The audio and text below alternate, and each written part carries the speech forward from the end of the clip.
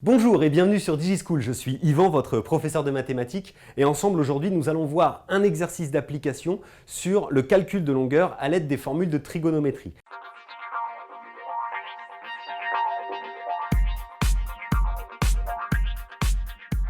Alors si vous n'avez pas visionné les vidéos précédentes sur la trigonométrie, je vous invite à le faire. Il est indispensable de maîtriser à la fois les trois formules de trigonométrie, cosinus, sinus et tangente, et donc le vocabulaire qui va avec, ainsi que l'utilisation de la calculatrice et la vidéo juste précédente où on aborde justement le calcul de longueur à l'aide des formules de trigonométrie.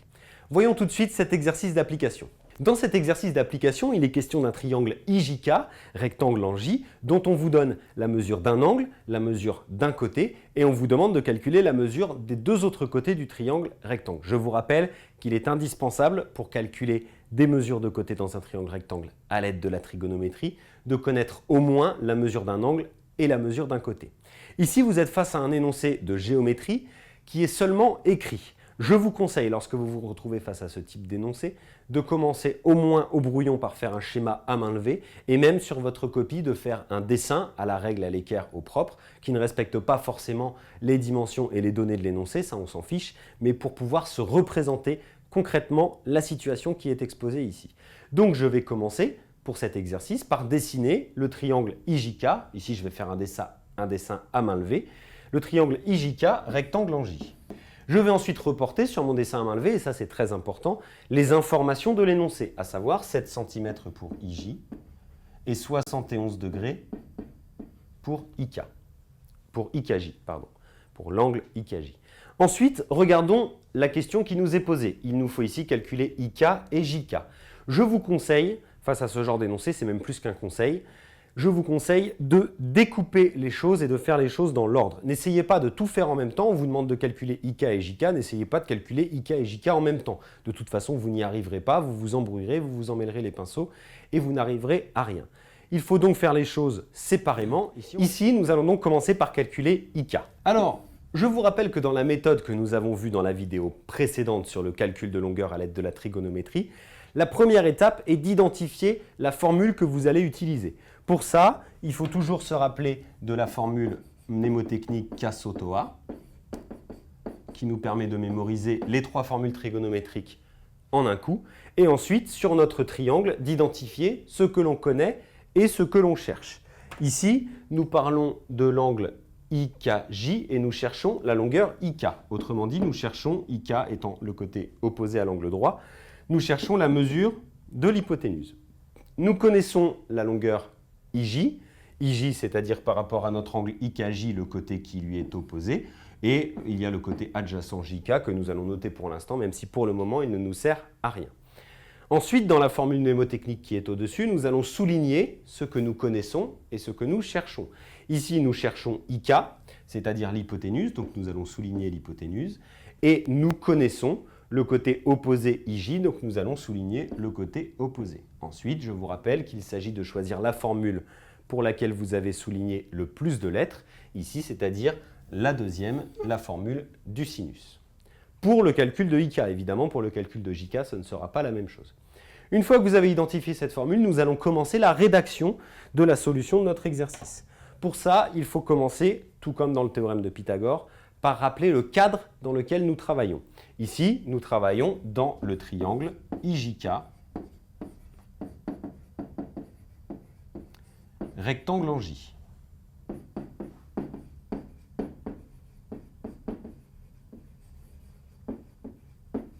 Donc dans ce triangle IJK rectangle en J, on a le sinus de l'angle IKJ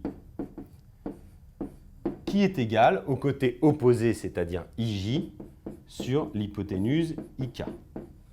Ensuite, il s'agit de remplacer ce que l'on connaît par les valeurs. Donc ici, ça va nous donner sinus de 71 degrés égale 7 sur IK. J'utilise ensuite un produit en croix en mettant mon sinus 71 degrés sur 1 si ça vous facilite la tâche, qui va me donner donc IK égale 7 fois 1 sur sinus 71 degrés. Autrement dit, IK égale 7 sur sinus 71 degrés. Ensuite, nous utilisons la calculatrice, c'est indispensable ici, nous ne pouvons pas calculer 7 divisé par sinus 71 autrement. Donc nous allons taper 7 sur sinus 71, ce qui nous donne environ 7,4 cm. Nous avons terminé le premier calcul, le calcul de IK, c'est-à-dire l'hypoténuse. Nous avons obtenu 7,4 cm.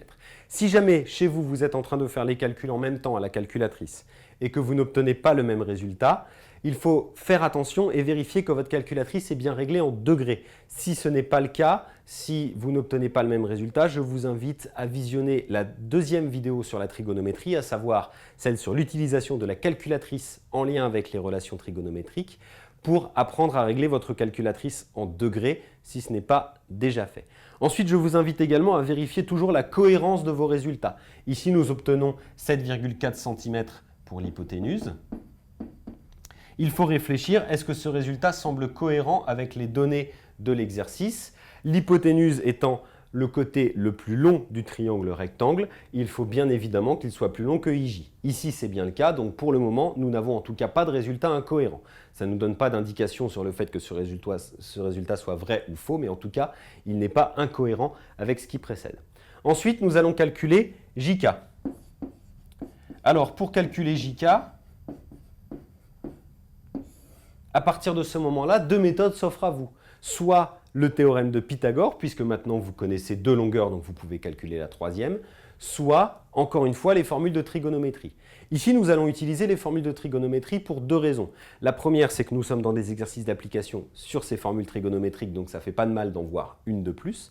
La deuxième raison, c'est que si vous utilisez le théorème de Pythagore, vous allez utiliser 7,4 cm, qui est une longueur que vous avez calculée.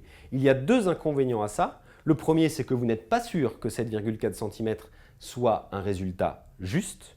Ça, c'est la première raison. Donc, vous allez peut-être utiliser un résultat faux pour calculer quelque chose qui sera du coup encore plus faux. Et la deuxième raison, c'est que IK est une valeur approchée. Donc, vous allez avoir forcément une erreur grandissante sur la valeur approchée, même si votre résultat ici est bon. Donc, méfiez-vous, je vous conseille toujours, si vous avez le choix, de choisir la méthode qui n'utilise que des données de l'énoncé et qui n'utilise pas des données que vous avez calculées. Bien évidemment, il y a des fois où vous n'aurez pas le choix, mais ici, on l'a, donc autant choisir la méthode la plus fiable. Donc, exactement le même principe. Nous allons d'abord regarder ce que nous connaissons et ce que nous cherchons. Je vais réécrire la formule mnémotechnique en haut. Ici, nous connaissons le côté opposé et nous cherchons cette fois-ci le côté adjacent. Donc, nous allons souligner dans notre formule opposé et adjacent. Je le répète, on pourrait souligner l'hypoténuse puisque nous venons de la calculer, mais j'ai choisi de ne pas la prendre en compte puisque c'est une grandeur que nous venons de calculer et dont nous ne sommes pas sûrs. Donc, ici, parmi les trois formules à utiliser, il va s'agir de la troisième, c'est-à-dire la formule de la tangente. Ensuite, on reprend exactement le même mode de rédaction. Dans le triangle IJK rectangle en J,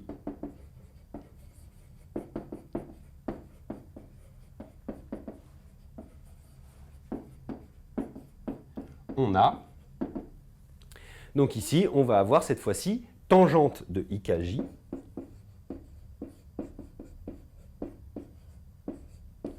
égale à opposé sur adjacent, c'est-à-dire IJ sur JK. Ça va être à peu près le même principe que tout à l'heure. Nous allons ensuite remplacer par les valeurs, c'est-à-dire tangente 71 degrés égale 7 sur JK. Nous allons encore une fois faire un produit en croix, ce qui va nous donner JK égale 7 sur tangente 71 degrés. Et donc ensuite, encore une fois, la calculatrice, 7 sur tangente 71, qui va nous donner environ 2,4 cm.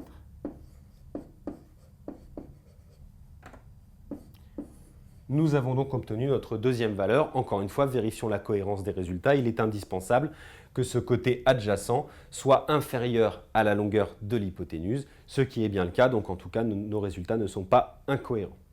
Cette vidéo est maintenant terminée. Si vous avez encore un petit peu de mal avec le calcul de longueur à l'aide des relations trigonométriques, je vous invite à revisionner la vidéo précédente.